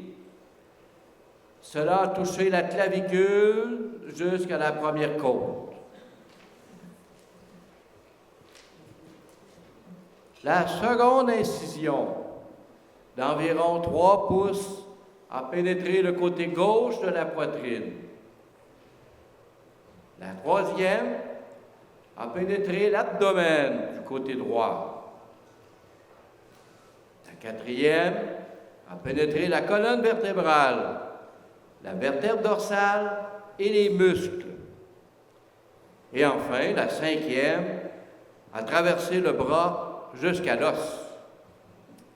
Alors, en tant que médecin, quelles sont vos conclusions? Je suis d'avis que la première blessure combinée avec les autres a causé la mort de David Marr. Merci, monsieur le médecin, de votre expertise ainsi que votre témoignage éclairant. Vous pouvez quitter, shérif, vous pouvez accompagner notre témoin. Merci, monsieur, oubliez Monsieur le rien. juge, j'aimerais donner des précisions sur le crime comme tel. Le crime est assez hargneux. M. Farrell, ici, s'était caché à la croisée des chemins. Il attendait les frères Marr. Il a frappé la victime à coups de hache 5 fois, de façon violente, comme vous l'avez pu entendre, le médecin a confirmé le tout. Alors, il s'était arrêté au carrefour, Farrell les a attaqués, et puis il y a eu une enquête préliminaire. Nous avons le coroner Panet, et nous avons Matthew Elward Hearn, avocat de la défense. C'est toujours agréable d'avoir des photos, surtout à cette époque-là, il n'y en a pas beaucoup. Les témoins à l'enquête préliminaire, ce qui est l'enquête avant la cour, c'était les gens Farrell, Grogan, Molloy, Sanders.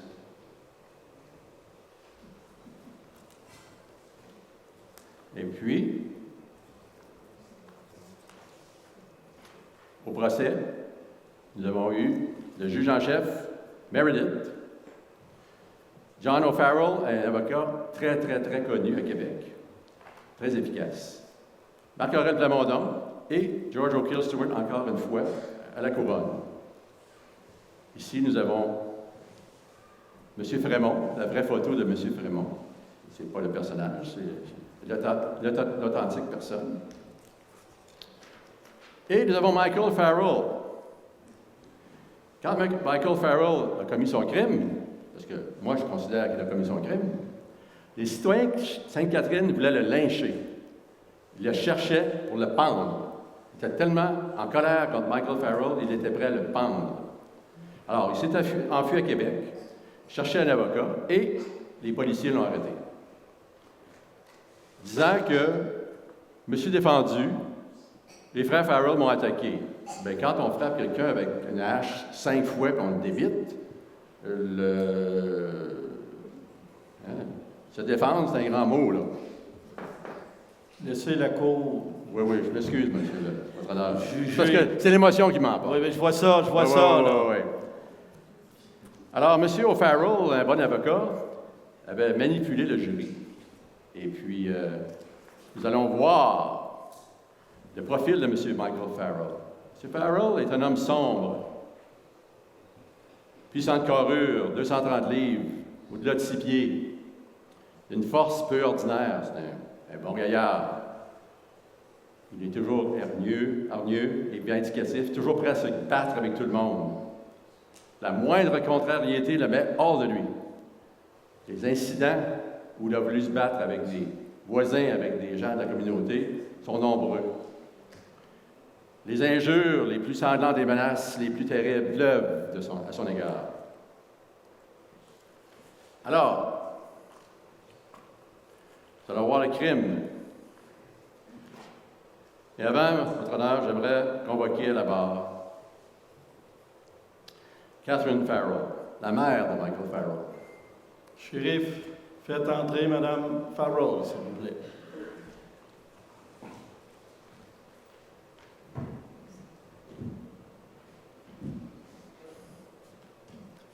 Madame Farrell, contrôlez-vous, s'il vous plaît, sinon je vous mets aux arrêts et envoyez au cachot.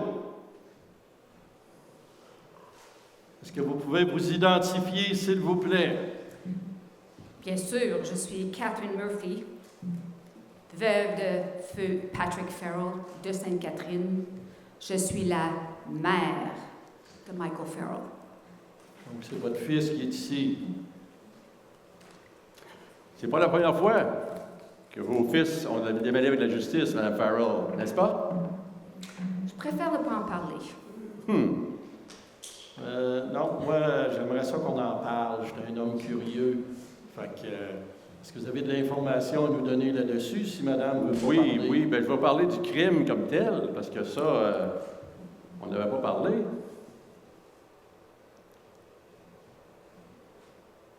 Un petit peu. Monsieur Carlo, le crime, c'est que, comme je l'ai mentionné, il a frappé M. Marr avec une hache. Et tout ça a fait que votre fils se retrouve ici aujourd'hui, malgré toutes ces nombreuses frasques avec la jouet. Et ça, j'aimerais qu'on en parle un peu plus avec vous, madame. Alors, où étiez-vous le soir, ou le moment, la journée, le soir, des tragiques événements? Je me souviens très bien de la nuit où David Marr a été tué. C'était le samedi saint dernier. John Marr et sa femme Anastasia vivaient chez moi à l'époque. David Marr était venu me rendre visite la veille.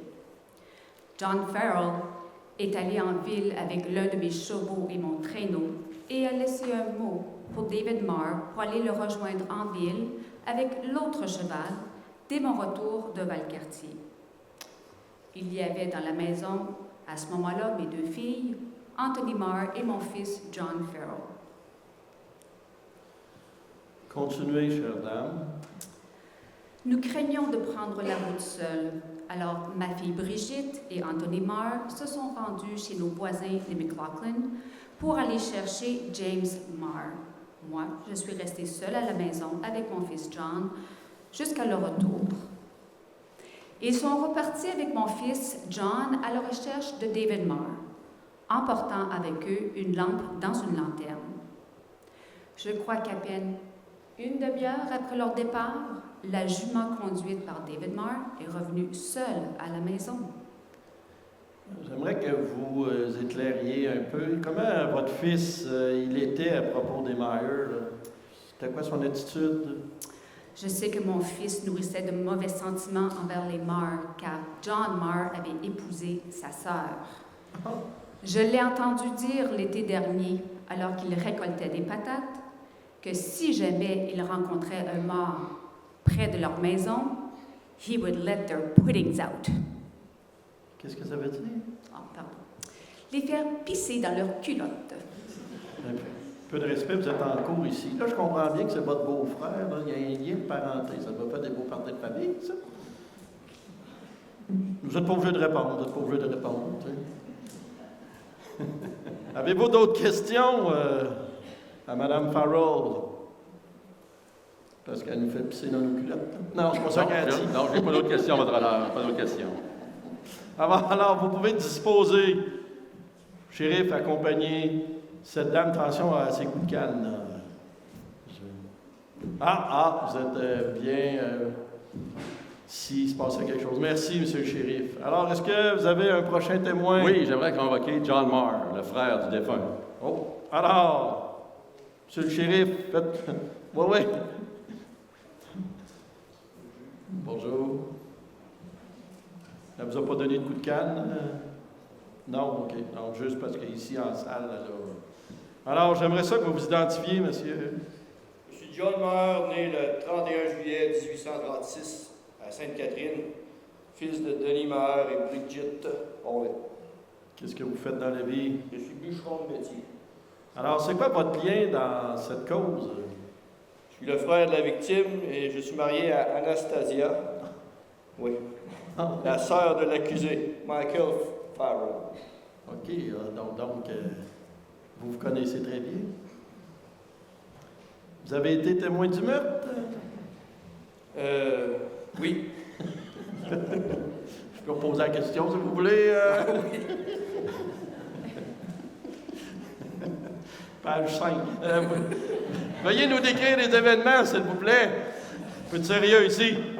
Le 30 mars 1861, David et moi sommes allés à Québec pour y vendre du bois. Vers midi, nous avons quitté l'auberge de William Maher sur la rue Saint-Vallier, dans le faubourg Saint-Roch. En route, nous sommes arrêtés à la taverne de Mme Woods. La taverne de Mme Woods, où j'ai déjà vu Monsieur le juge avec beaucoup de plaisir et moins de cheveux. Restez dans la cause, s'il vous plaît. Sainte-Catherine. C'est parce que tout à l'heure, là, l'accusé des perruques, je profite un petit peu des perruques maintenant. J'ai demandé si Farrell y était, car j'en avais peur. Heureusement, il n'y était pas. Par la suite, nous sommes arrêtés à la maison de James Murray pour prendre une pause, boire du thé et fumer nos pipes.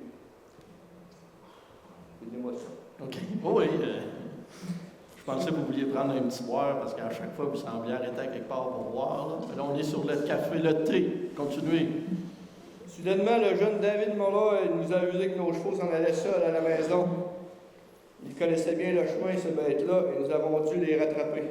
J'aimerais ça que vous en restiez à l'essentiel de la cause, s'il vous plaît. Nous étions à la croisée des chemins Au sixième rang est le chemin Gosford, d'après mon GPS. Lorsque j'ai vu au loin un cheval sur le bord de la route, nous ne savions pas à qui il appartenait. Mon frère cria « Qui est là ?» C'est à ce moment-là que j'ai reconnu le cheval et la voix de Farrell. Il a empoigné une hache et s'est approché de mon frère. En tenant la hache à deux mains, il l'a frappé au thorax à plusieurs reprises en criant « Hiss! Hiss! » Mon frère gémissait et se tordait de douleur. Farrell a couru vers son cheval et s'est enfui en criant « Hu! Hu! » Qu'avez-vous fait? J'étais à côté et je tenais sa tête, celle de mon frère. Il m'a dit « Ne dis rien, ne dis rien. » J'étais ébranlé, j'essayais de le réconforter. Qu'est-ce que vous avez fait par la suite? J'étais incapable de détacher les chevaux, mes mains tremblaient trop. J'étais extrêmement nerveux. J'ai essayé de porter mon frère blessé dans mes bras sur une courte distance jusqu'à la courbe des chemins. Je me suis aperçu qu'il était mort, alors j'ai couru chercher de l'aide. John Farrell, Bridget Farrell et Anthony Maher ramenèrent le corps à la maison. Vous pouvez reprendre Votre vos esprits. honneur, oui. J'aimerais parler de l'arme du crime. Oui, oui. Alors, est-ce qu'on peut, shérif, montrer la hache qui a servi à débiter la victime? C'est peu dire. 5 coups d'une hache d'un homme fort comme M. Farrell. Imaginez le dommage. Reconnaissez-vous cette hache? Oui, elle appartient à Michael Farrell. Est-ce que vous avez d'autres questions, votre... Pas d'autres questions, votre honneur. Merci. Alors, Monsieur Maher, vous pouvez quitter la barre. Merci de votre témoignage éclairant et au plaisir de vous croiser sur la rue Saint-Roch. Alors, j'en suis prêt à rendre verdict.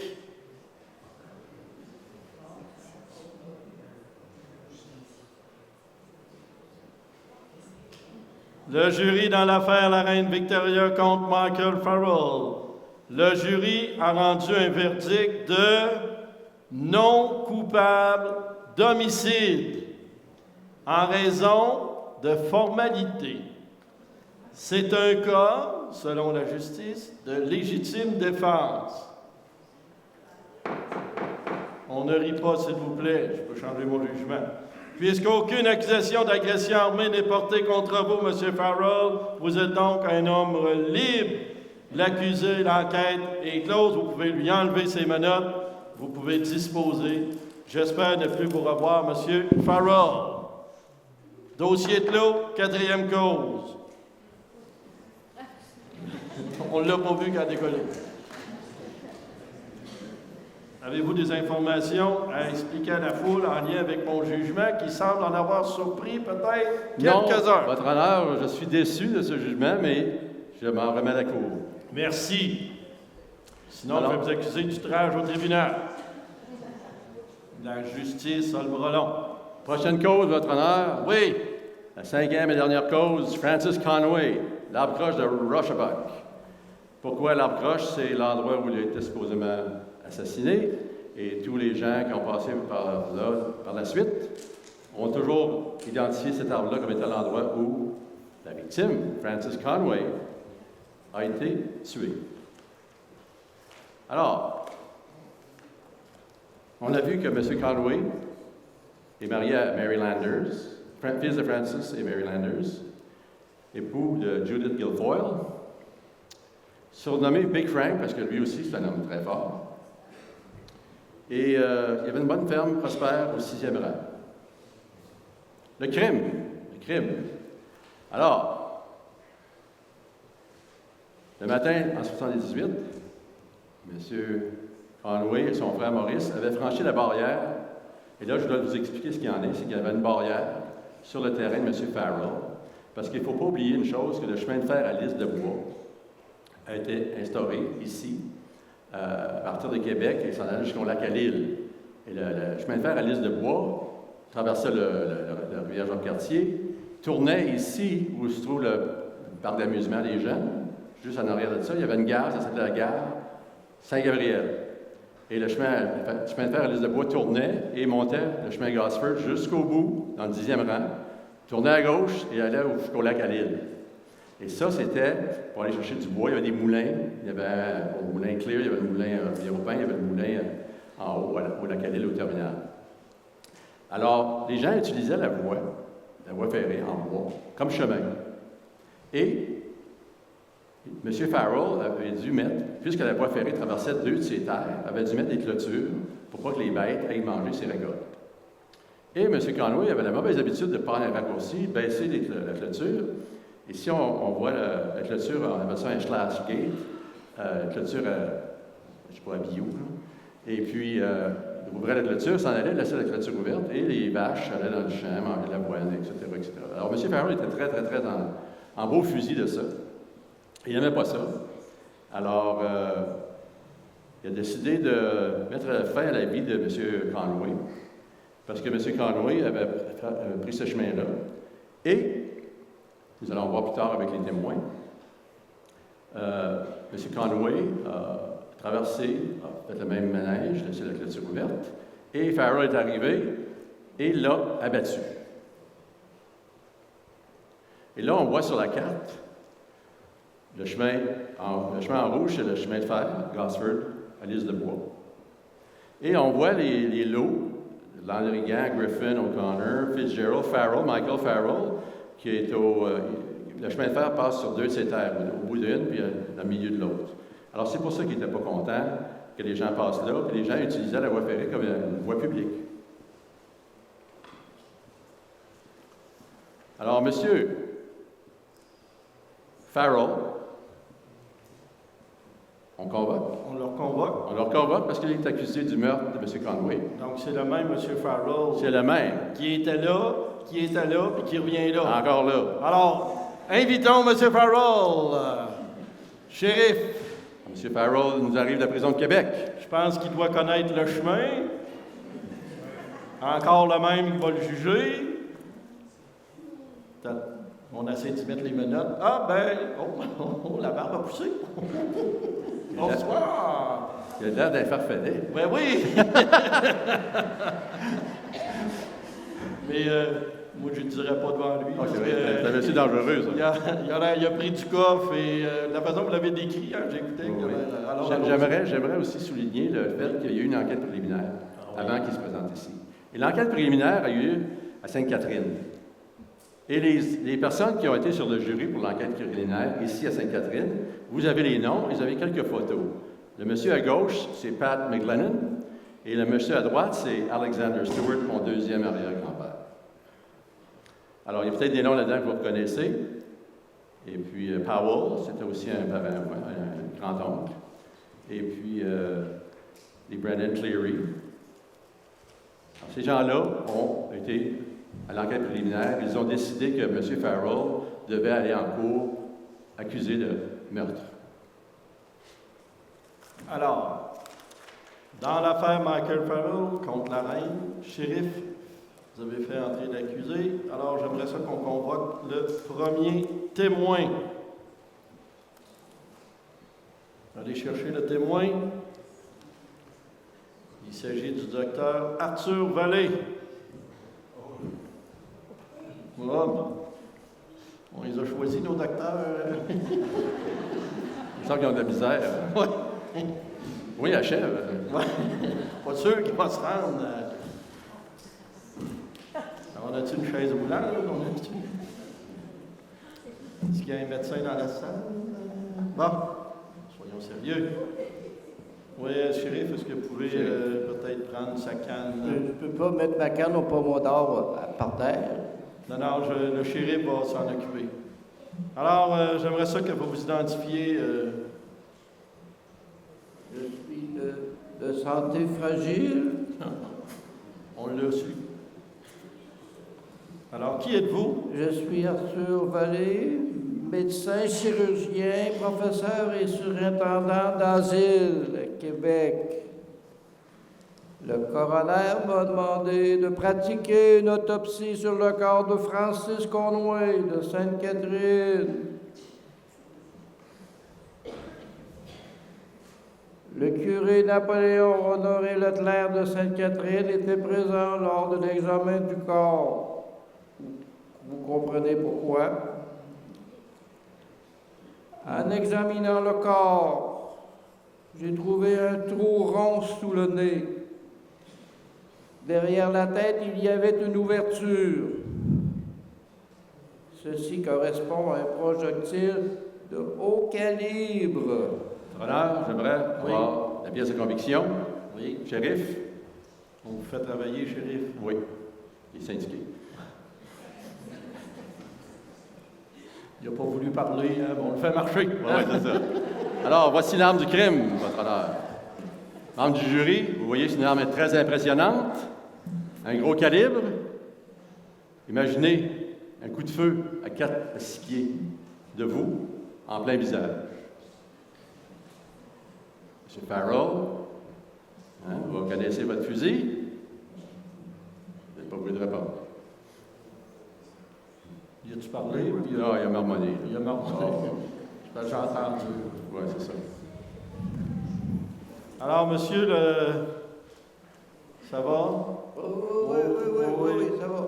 La canne est là. Oui. Donc, à la question de mon collègue, distingué collègue, est-ce que c'est le gendarme qui a pu... Oui, tout à fait. Ça aurait pris un fusil très puissant afin de causer ce genre de traumatisme mortel.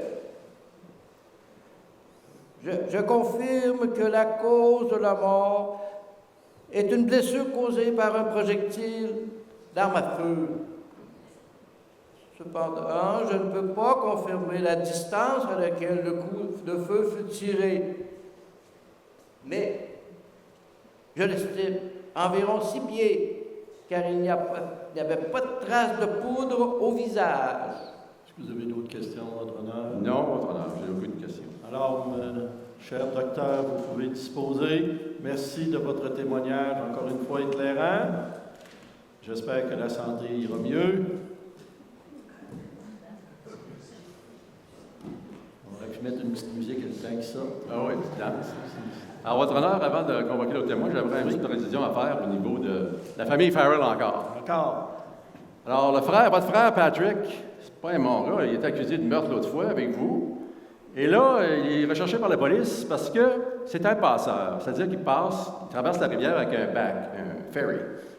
Et puis, les gens n'aiment pas Patrick, votre frère. Alors, les gens de la communauté ont décidé d'engager un autre passeur, M. Shanahan. Et ça se passe pendant votre procès, monsieur, votre incarcération. Alors, votre frère Patrick a décidé qu'il allait tirer sur le passeur Shanahan sur la rivière, parce qu'il n'était pas content d'avoir perdu cette business. Alors, ça vous démontre, votre honneur, que la famille Farrell avait des grands problèmes avec la justice, toujours. Et on sait que M. Patrick, votre frère, finalement, a dû quitter la région. On en parlera plus tard. J'aimerais qu'on reste au cas de M. Michael Farrell. D'accord, s'il vous plaît. d'accord. Alors, on convoque le prochain témoin. Merci. Alors, prochain témoin, Malachi Landrigan. Monsieur le shérif, vous connaissez votre travail, même plus besoin de le dire. Bon.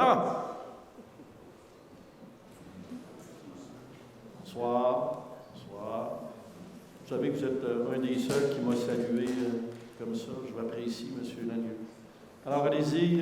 Est-ce que vous pouvez vous identifier à la cour, s'il vous plaît, de façon claire et précise? Je suis Malachi Landrigan. Je suis né le 13 octobre 1825 à Québec. Je vis à Sainte-Catherine de Fossambeau. Merci. Votre honneur, je tiens à souligner que le tribunal avait lancé un mandat d'arrêt contre M. Landrigan pour non-coopération au tribunal en tant que témoin, en vertu d'une assignation à comparaître. N'oubliez pas, mandat d'arrêt.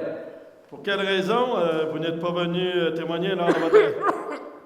Avez-vous pogné une maladie que j'ose pas mentionner, là? J'ai eu des problèmes de santé, votre honneur. Je vois ça, en tout cas, je l'entends. Êtes-vous encore contagieux? Non, pas tout. OK. Votre honneur, oui, depuis le début du procès, plusieurs témoins de la défense semblent avoir des santé précaires. Beaucoup ne se présentent pas à la cour sous ce prétexte. Alors, ça nous occasionne des difficultés de tenir un tribunal complet et impartial. Quand c'est pas la boisson, c'est la grippe. C'est l'absence. Ça commence à aiguiser ma patience, hein? Donc, si ça continue comme ça, il va y avoir des outrages au tribunal. Mon humeur commence à monter, là, un petit peu, là. Alors, revenons à cette cause. Connaissez-vous Michael Farrell? Oui, je le connais bien, c'est mon voisin. Êtes-vous marié? Conway m'a répondu qu'il ne voulait pas briser la loi. Vous êtes en avance sur vos propos, monsieur. Vous avez avancé votre passé. Je pense que vous êtes marié avec Vous êtes marié avec... Oui, je suis marié avec OK. Joanna Landers, la sœur de mon beau-frère Thomas Landers. Je comprends que c'est une souffrance d'être marié, si tu veux. Vous voulez l'oublier, c'est ça? Oui. OK. Alors, revenons du sérieux dans cette cour. Avez-vous peur de M. Farrell ici présent? Disons qu'il y a une caricature difficile. J'essaie de ne pas déranger. OK. Alors, qu'est-ce que vous faisiez le jour du meurtre? J'étais chez moi avec ma famille. Est-ce que vous pouvez en raconter un petit peu plus? Puis qu'est-ce que vous avez vu et entendu ce jour-là? Oui, j'ai vu Francis Conway le jour où il était tué. Il a traversé le champ. Il est venu me trouver à la clôture et j'étais avec mon frère Andrew. Il m'a dit que Farrell lui avait lancé des injures. Il avait déjà eu des confrontations avec lui. Conway a ajouté que Farrell voulait souvent se battre avec lui. Si ma mémoire est bonne, Conway a dit que Farrell le tuerait s'il avait la chance. Qu'est-ce que vous lui avez dit?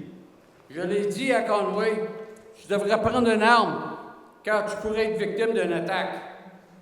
Mais Conway me avait répondu qu'il ne voulait pas briser la loi, car la portée des armes était légale. J'ai marché au bout du chemin avec lui pour tenter d'empêcher d'y aller. Il est parti en disant qu'il traînerait ses gardes. Avez-vous été témoin de l'agression? Non. Mais après le drame, Maurice Conway, le frère de la victime, est venu chercher un cheval chez moi, avec lequel ils ont transporté le corps jusqu'à la résidence de son père. Maître Stewart, avez-vous d'autres questions? Non, votre honneur. Alors, M. Landrian, vous pouvez quitter. Shérif, accompagner le témoin. Merci de votre témoignage. J'espère que votre santé va s'améliorer. Alors, avez-vous un prochain témoin à convoquer? Je convoque Mary Conway. Shérif, allez chercher Mme Mary.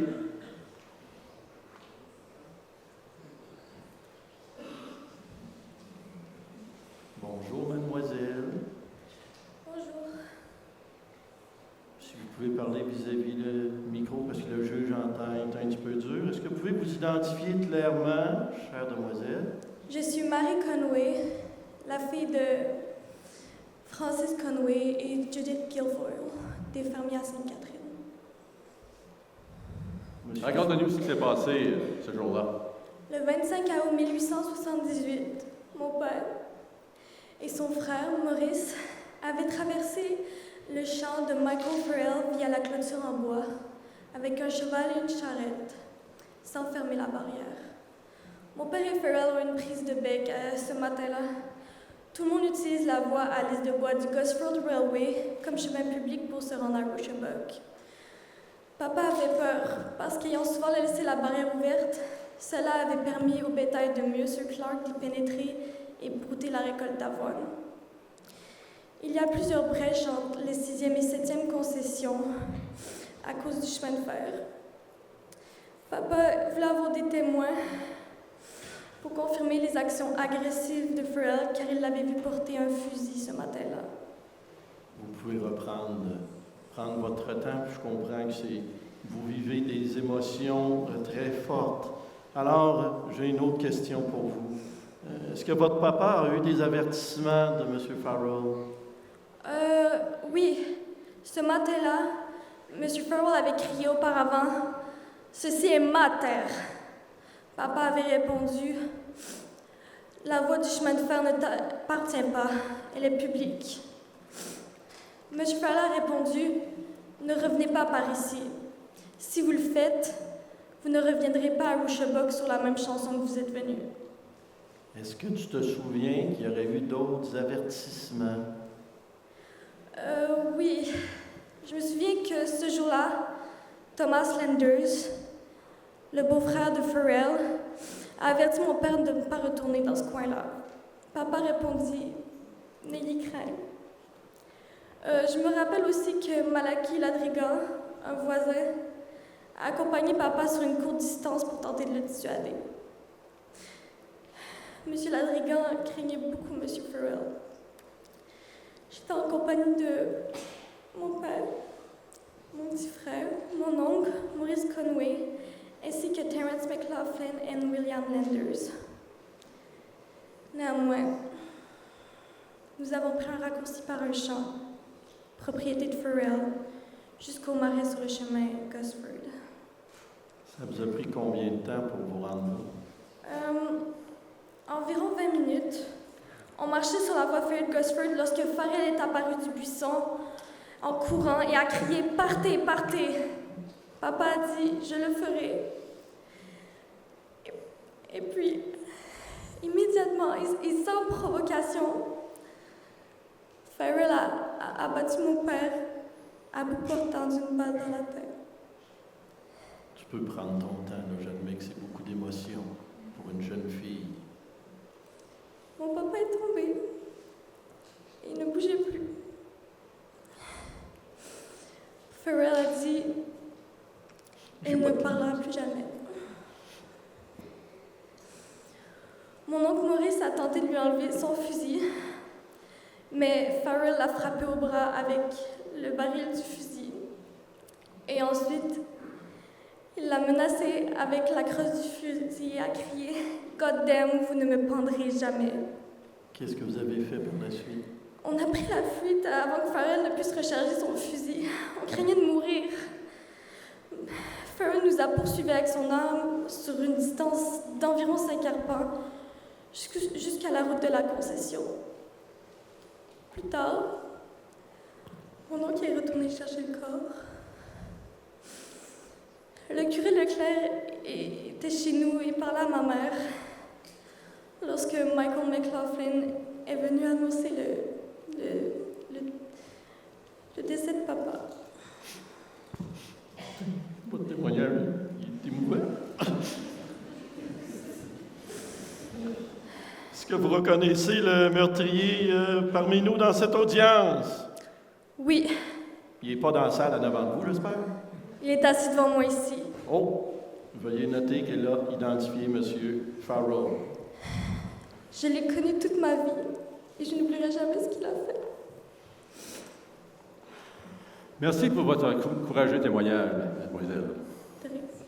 Merci, Mme Mary. Shérif, vous pouvez la raccompagner.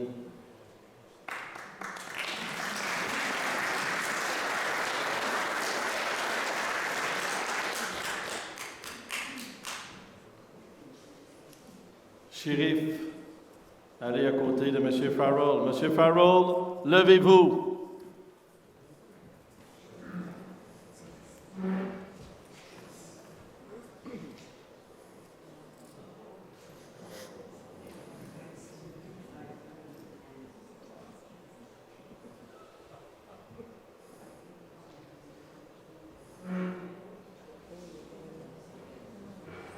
Que c'est qu'ils ont à me dire, il n'est pas correct.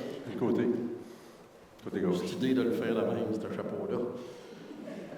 Côté gauche, côté gauche. L'autre gauche? L'autre gauche.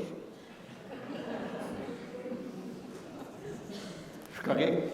Je peux continuer. On coupera au montage. Bon.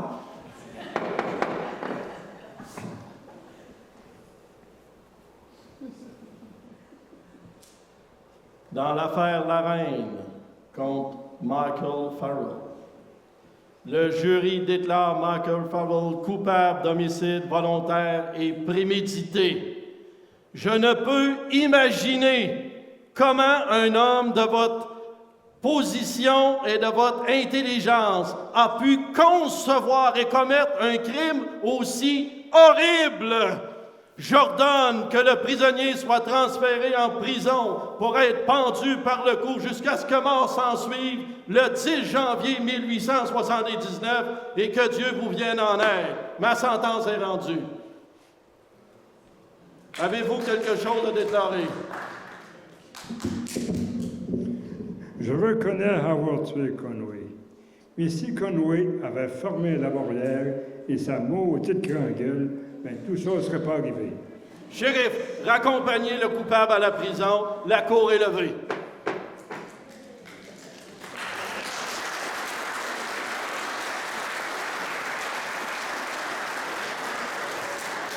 C'est mon seul jugement, puis qui sont satisfaits, c'est ça? Alors, prélude à l'exécution. Alors, nous avons le bourreau. C'est pas M. Molloy. M. Molloy est en prison, on l'a jamais pris.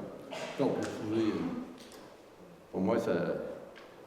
Il n'y avait pas de carte de menuisier, en tout cas. Alors, M. Farrell est condamné à la pendaison. Alors, il est très indifférent à ça. Ça le laisse complètement indifférent. Il est dans sa cellule. Ses enfants, sa femme viennent le voir, font leur adieu, partagent son repas. Encore comme M. Meehan, le matin, il assiste à une messe de la chapelle, prend son petit déjeuner et passe des heures à prier. Le jeune bourreau est nerveux. Ça, c'est important. Vêtu de noir, comme tous les bourreaux de l'époque. Alors, vous voyez la photo, c'est pas la photo de la prison de Québec, mais ça ressemble à ce qui s'est passé à ce moment-là. Vous voyez, autour de ses jambes, il y a des lanières de cuir qui l'empêchent de bouger, au torse et aux jambes. Ensuite, on voit une autre sorte de photo où on voit le condamné avec le bourreau, le curé, le shérif et tous les gens qui l'accompagnent pour s'assurer que ça se déroule bien. Alors, le bourreau tire le levier.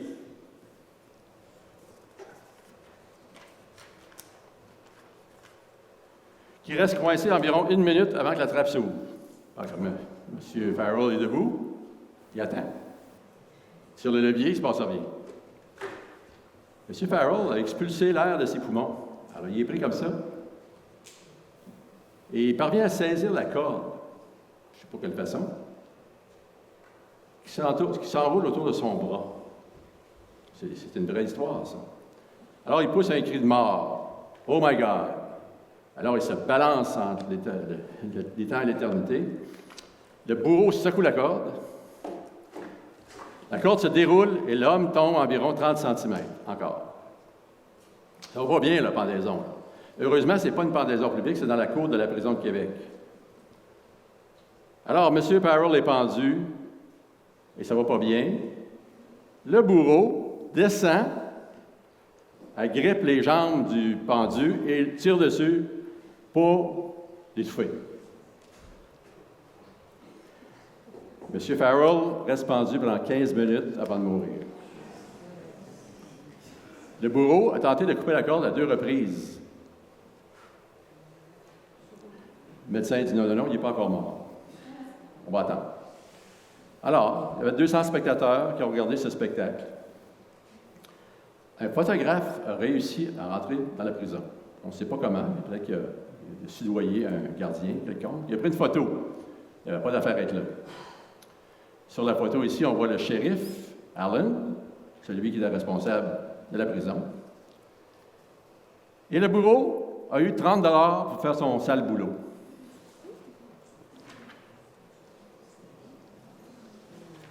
La photo n'a pas apparu dans les journaux, mais l'image de la photo, c'est-à-dire un dessin, a apparu dans le journal. Et on voit le bourreau tirer sur les jambes du pendu pour l'achever. Ceci est une histoire vraie. Les funérailles. Mme Farrell a décidé qu'elle aimerait avoir des funérailles, une veillée de corps, Irish Wake. La loi, ils ont dit non, non, non. Le prisonnier doit être enterré dans la cour de la prison. Mais faute de place, il y a eu un décret permettant l'enterrement au cimetière de choléra, le cimetière Saint-Patrick, où se trouve l'école Saint-Patrick et l'îlot Saint-Patrick actuellement. En 1979, la Cour supérieure accorde une permission à la paroisse de déménager le cimetière Saint-Patrick dans un autre secteur. Et ensuite, le corps de Farrell est déplacé au cimetière Sainte-Catherine. Mary Landers a vendu sa terre à Jack Neville, John Jack Neville, qui a vécu là avec sa famille. Et puis, elle est déménagée aux États-Unis, dans la région de Chicago. Elle a quitté. Ça doit être insoutenable de vivre dans une paroisse ou dans une communauté où on a vécu autant de meurtres et d'agressions et toutes sortes de choses. Alors, elle a quitté. Patrick, qui avait tiré sur le passeur, est allé vivre aussi aux États-Unis. Et M. Farrell, M. Neville, a élevé sa famille dans la maison de Farrell. Et j'aimerais souligner une chose, c'est que mon intérêt pour avoir fait toute la recherche de cette affaire-là, ce spectacle, c'est venu de mon père qui, quand j'étais jeune, on passait sur Gosford et mon père me disait, c'est là que Farrell a tué Conway, puis ils l'ont pendu. Puis dans ma petite tête d'enfant, je pensais qu'il l'avait pendu dans l'arbre qui était là. C'était pas ça. Et ça, j'ai entendu l'histoire Farrell pendant des années, toujours des histoires un peu, pas toujours correctes, ou inventées, ou vous savez, la tradition orale, ça change toutes les choses. Et j'ai découvert, en faisant mes recherches pour ce soir, que M. Neville étant le parrain de mon père est allé vivre avec lui quand il était adolescent. Alors, il savait très bien qu'est-ce qui s'était passé avec Farrell puisqu'il vivait dans sa maison. Alors, c'est comme ça que j'ai découvert l'intérêt pour aller plus loin dans tout ça. C'est que me souvenant de mon père, j'ai trouvé toute cette information-là sur les meurtres, mais j'ai trouvé aussi le fait que mon père avait demeuré, parce que mon père me l'avait dit, avec M. Neville, son parrain. Alors, ceci termine notre voyage à travers tous les événements malheureux qui se sont passés à Shannon, dans les secteurs qui sont maintenant sur la base, le 7e rang. Et puis, j'aimerais vous remercier de votre attention. Et j'aimerais aussi, avant de partir, que nous, on puisse identifier tous les acteurs qui sont venus, les bénévoles qui sont venus ici, les 20 personnes qui sont venues faire ce spectacle-là. Et je voudrais les remercier. Alors, merci beaucoup. Bonne soirée.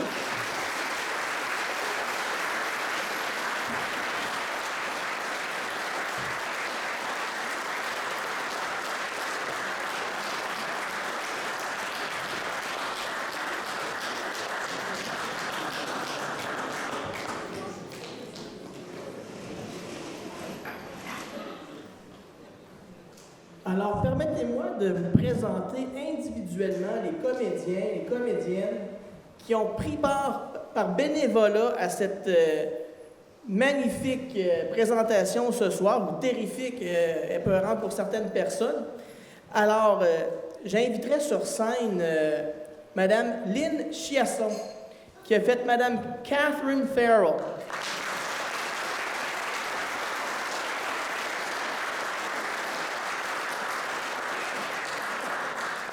J'aimerais aussi inviter Mme Florence Hamel, qui a joué le rôle de Mademoiselle Mary Conway.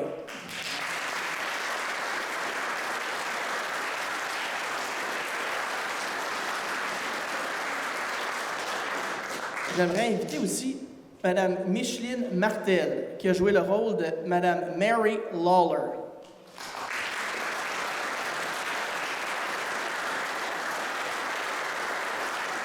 Mr. Richard Bélanger, qui a joué le rôle de John Meehan.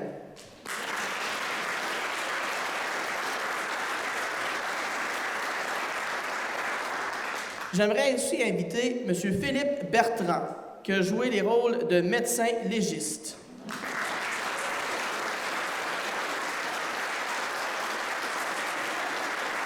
M. Maurice Durand, qui a joué Michael Farrell.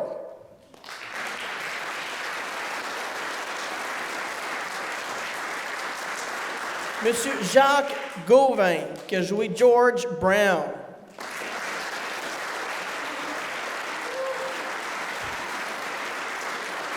Mr. Steve Hamel, qui a joué le rôle de John Marr.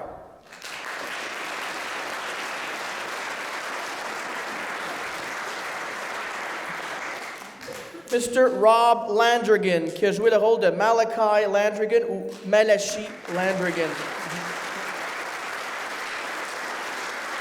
Monsieur Francis Lebel, le shérif.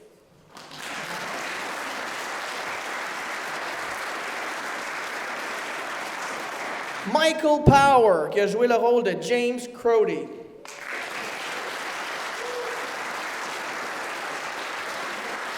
Notre costumière, France Morin.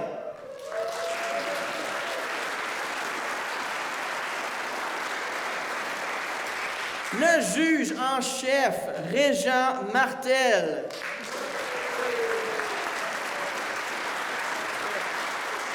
Merci de ne pas avoir hué trop mes jugements, là. Ah, yes, sir. Il y a le bourreau, Pat Malloy, moi-même, Mike James Noonan. Et notre procureur de la couronne, animateur, recherchiste, metteur en scène et réalisateur, M. Daniel Stewart.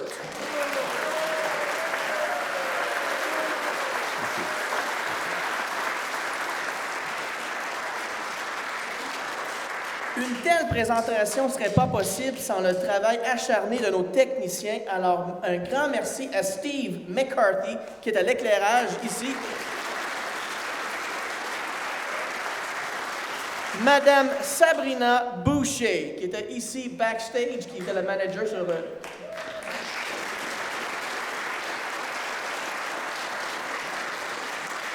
Monsieur Richard Castonguay, qui était au son ici, à la table de...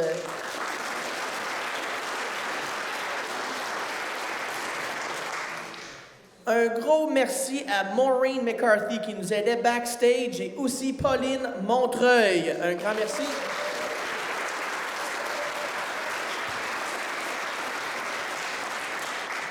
J'aimerais aussi remercier toute l'équipe de la Société historique de Shannon et la Société d'histoire catrinoise qui ont participé à ce projet. Certains vous ont préparé des bons biscuits juste à l'arrière ici, qui vous ont accueillis.